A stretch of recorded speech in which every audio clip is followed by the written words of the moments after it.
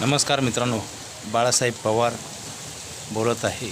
मित्रांनो, वस्तू व सेवा याचे जे रेट ठरतात त्याच्या क्वालिटीवर असतात. जसं सेवा म्हणजे डॉक्टर, इंजिनियर, वकील, आणि वस्तू म्हणजे कुठलीही 4 व्हीलर, 2 व्हीलर, घरगुती वस्तू, कपडे, कुठल्याही वस्तूचे आणि सेवाचे दर जे ठरतात त्याच्या आतल्या क्वालिटीमुळं. तसंच आहे मित्रांनो माणसाचं पण. माणसाच्या मेहनतीवर, इमानदारी, प्रामाणिकपणावर त्याची किंमत ठरत असते. त्याच्यावर त्याला बेनिफिट पण मिळतो, पैसे पण मिळतात.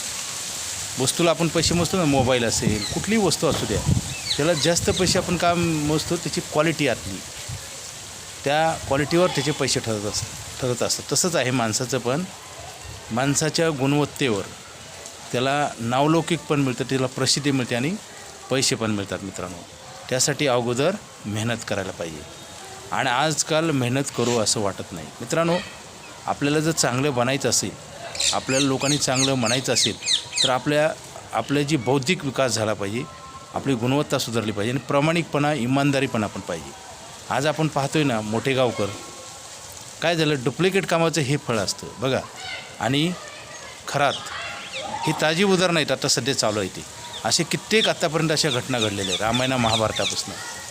मित्रांनो, रावणाचं काय झालं, ज्ञानेश्वर महाराजाचे झोळीत शेण टाकलं, हे आपल्याला पाहायला मिळतं. रामायण महाभारतापासून पूर्वीपासून चालत आलेलं आहे, याच्यात काही बदल नाही.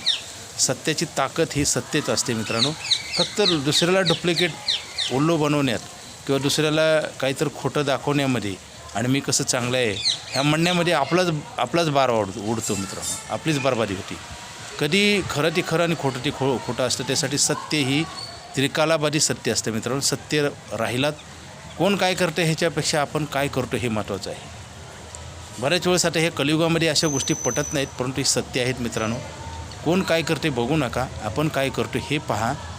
आपण जर चांगलं कर्म केलं त्याचं आपल्याला फळ मिळणारच आहे. निसर्गाचा नियम आहे. जर आंबा लावलं तर आंबाच मिळेल, त्याला सीताफळ कधीही लागत नसतं. मित्रांनो, गेले 25 वर्ष झालं मी LIC ऑफ इंडियामध्ये काम करत आहे. प्रामाणिकपणे काम केलं तर परमेश्वर तुमच्या पाठीशी असतो. म्हणून भरपूर कष्ट करा, चांगला आहार घ्या आणि पैशाची बचत करा. कारण आयुष्य हे आपलं रोज संपत चाललं आहे, ते थांबवू शकत नाही, बँकेत ठेवू शकत नाही, वाढवू शकत नाही. किती मिळाले माहिती नाही, संपत चाललं आहे, हे सत्य आहे. त्यासाठी पैशाची ग्रोथ केली पाहिजे. कारण महागाई वाढते, अन्न, वस्त्र, निवारा जगण्यासाठी पैसे लागतात आणि ते पैशाची महागाईंच्या हिशोबाने जास्त पैसे मोजावे लागतात. त्यासाठी जास्त पैसे इन्क्रीज करण्यासाठी, वाढवण्यासाठी LIC ऑफ इंडियाची आयुष्यभर पैसे देणारी पॉलिसी आहे. लवकर घ्या, उशीर करू नका, कारण हा प्लॅन बंद होणार आहे. Okay, thank you.